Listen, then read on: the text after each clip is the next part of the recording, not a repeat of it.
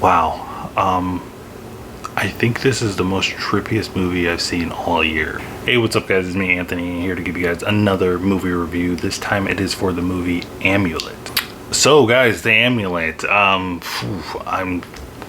still recovering from what I just saw, and it's not a bad thing, you know. It's not like it's a Netflix original film, but the Amulet is probably one of the weirdest, trippiest movies I've seen in a while, and I like it. I kind of like that it was trippy. Like, you know, not every movie's perfect, so there is some stuff to here that I'm going to talk about that didn't really work for me in the film, but overall, this is up there in my top films right now. You know, it's gonna be up there. The Amulet tells the story of a man named Tomas who suffers from PTSD from his times in the war, and he is now homeless and looking for a way to survive. After the place that he's living in burns to the ground, he gets approached by a nun who offers him a job to help a young lady named Magna care for her dying mother.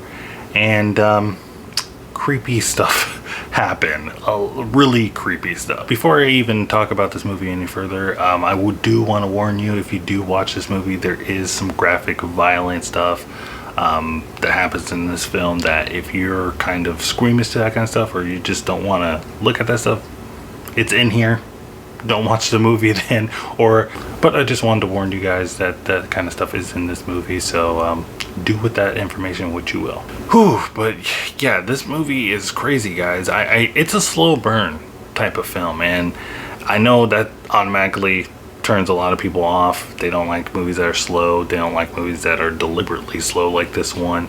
But I think if you can give it a chance, you'll really end up liking it. At least I think so. I guess another warning, it's not the typical horror, jump scare horror that a lot of people seem to like.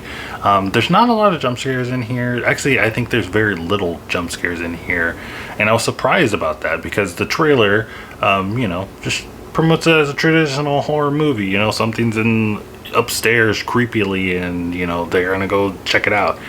And there's that in this film, but the way that they do it and the shocking twist that happens very early on in the movie, I was just like, I wasn't expecting it. I was pleasantly surprised. And one thing I was shocked by this movie is the visual effects in here. Like, there's a lot of practical effects in here dealing with some of the creepy stuff that you'll see in the movie, and I was very shocked and surprised, and I was happy that they did that in this movie, because my number one thing in movies is if you can do practical effects with the horror that you're doing in here, it just makes things a lot more creepier, for one thing, and just a lot more pleasant to the eyes, even though what you're looking at might not be so pleasant in a horror film. They also do a lot of flashbacks in here with the lead character, and I like those moments in there. It is a good way to show his backstory and build upon it and everything, build upon the character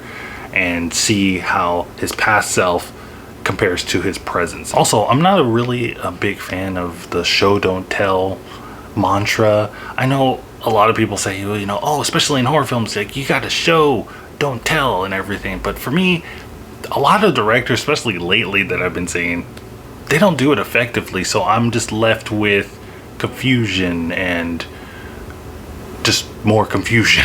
And I know you can argue and you could say, like, well, I mean, that's the whole point of the movie. It just wants to keep you thinking and keep you guessing. Just for me, I just like to know, kind of get a little bit of a grasp of what the person is trying to tell me, what the director's trying to tell me. And thankfully this movie does that. It does the show don't tell, but at the end it kind of does like a recap of what just happened, and you're like, oh, so that's what that means when we saw that in the beginning. Oh, that's what she meant to say. And I just appreciated that the film did that. It is a slow burn, but it's an hour and 30 minutes, so I think it's not too taxing on you.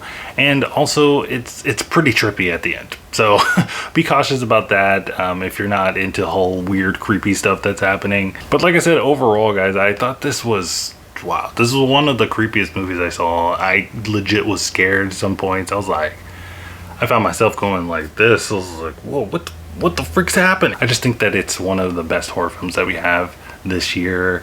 Top 3, definitely. It's like this movie, The Amulet, Relic, and The Invisible Man. But what did you guys think of The Amulet? Let me know in the comments down below. Don't forget to like, subscribe. Always, guys, keep watching movies.